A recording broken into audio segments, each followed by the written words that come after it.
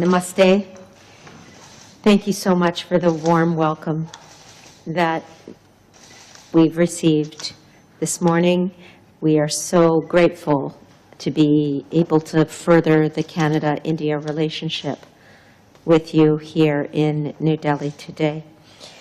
I want to first and foremost extend my appreciation to you for the conversation that you and I have had since I was appointed as Canada's Minister of Foreign Affairs on May 13th.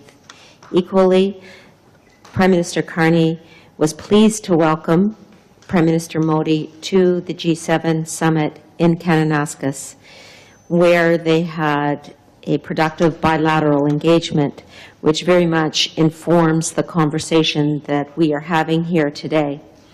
I want to suggest that the cooperation that we have seen from your side, and certainly very welcome, and today we'll be discussing the India-Canada joint statement, which is comprehensive and covers a number of issues that will allow us to continue the work to elevate the bilateral relationship.